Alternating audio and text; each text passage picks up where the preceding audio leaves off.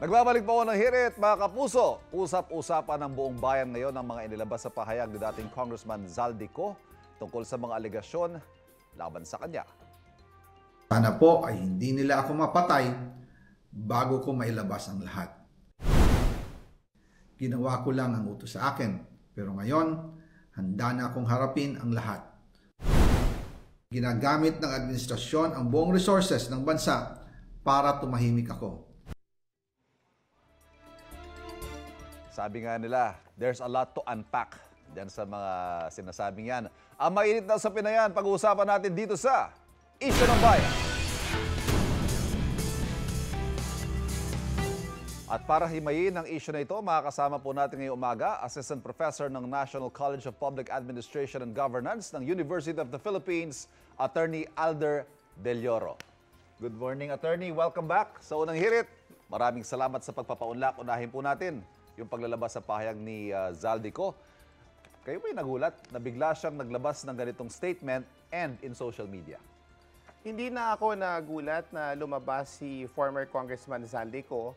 In fact, this is long overdue, Ivan. Okay. Kailangan natin balikan na siya ang dating chairman ng Appropriations Committee sa House at maraming mga testimonya na lumabas na laban sa kanya. Kaya tama lamang na ipaliwanag niya ang kanyang sarili. Pero sana hindi ito magtapos sa social media. But I think, Eva, this is a good development because now the Filipino people have better opportunity to see the bigger picture. Sa part 1 ng video, Attorney, inilabas niya, tinuro niya mismo si Pangulong Bongbong Marcos at dating Speaker Martin Romualdez na sangkot daw sa insertions. Anong basa niyo sa mga sinabi niya? Napakabigat ng aligasyon na ito galing kay former congressman ko kasi ito ay isa sa mga pinakamataas na ating mga leaders, Pangulo and former Speaker.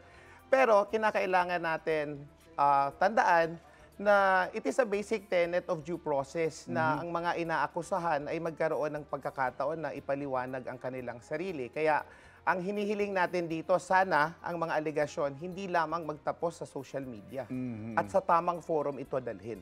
Pero the fact that Zaldico himself is saying these things at dati siyang appropriations chairman, as you pointed out, does that make him credible?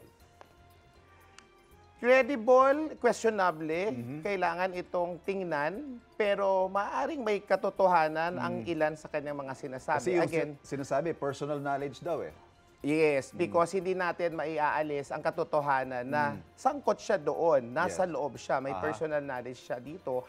Pero kailangan din natin tingnan na ang Pangulo enjoys presidential immunity. Kaya hindi pwedeng social media lamang. Dapat dalhin niya ito sa constitutional na mekanismo para magkaroon ng silbi ang kanyang mga pahayag. Sa part 2 ng statement niya, Attorney, ito, naglabas naman siya ng mga litrato. Patingin nga, napakaraming maleta. Pero ayon kay ko, wala umanong napunta sa kanya. Ano naman tingin niyo doon, Attorney? These are mere pictures and allegations hanggang hindi ito naidadala sa tamang forum. Hindi natin alam kung sino, saan nanggaling ang mga maleta at ano talaga ang laman. Kinakailangan siyang maiugnay sa issue ng katiwalian para magkaroon ng halaga. At wala siyang nakuha, well, dapat ito ay kanyang patunayan.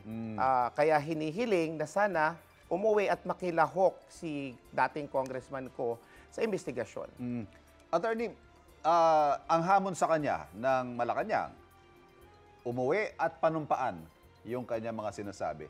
Bakit importante yun? Pakipaliwanag sa mga manonood. Kasi para sa kanila, sinabi na bakit kailangan pa umuwi at pirmahan o kung panumpaan o kung anuman prosesong legal? Kinakailangan na under oath ang salaysay para may pananagutan si dating Congressman Zaldico. Under the pain of perjury, sinasabi ko, totoo ang aking mga aligasyon. Kumbaga, tindigan niya yung sinasabi niya. Panindigan niya, testify on these allegations, and ipakita niya na merong pruweba at hindi lamang ito sabi-sabi. Naglabas din siya listahan, Attorney, ng mga proyekto na dapat daw imbestigahan.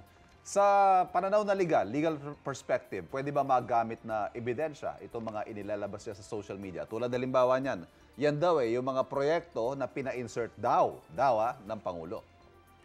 Hindi ito pwedeng magamit na ebidensya kung sa social media lamang ilalabas. At most, pwede itong maging lead o panimulang datos kung saan mas masusing investigasyon ang pwedeng gawin.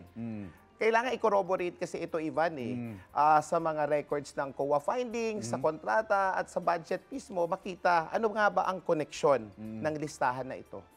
Pero ibang usapan kung hindi talaga nila layon na idalhin ito sa legal na proseso, kundi sa Court of Public Opinion.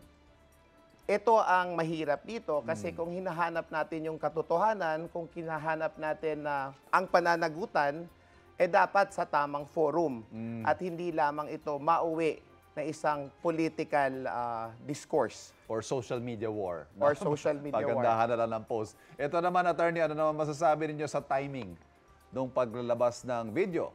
Sakto, pag-resume ng Senate Blue Ribbon Committee hearing at ilang araw bago yung Iglesia ni Cristo rallies. Hindi nakakapagtaka, Ivan, kasi mismong si Congressman ko ang nagsabi wala siyang tiwala sa ombudsman dahil fraternity brother ito ni dating speaker. At sinabi niya mismo doon sa video na hinihiling niya sa Senado na imbestigahan. So hindi nakakapagtaka. As for the INC rally, malayang magpahayag ang ating mga miyembro ng Iglesia ni Cristo dahil sa umpisa pa lamang ay sumasali na sila sa mga pagkilos. Pero meron kayang posibilidad na ito'y nilabas tiniming para lalong magalit ng tao? Yan ang nakikita ng ibang tao, pero of course, again, this is speculation for us. Attorney, ang Malacanang, as expected, itinanggi yung lahat ng paratang na ito ni Zaldico. Ang sabi nga ng Presidente, I do not want to dignify what he's saying. Yun po yung sabi niya.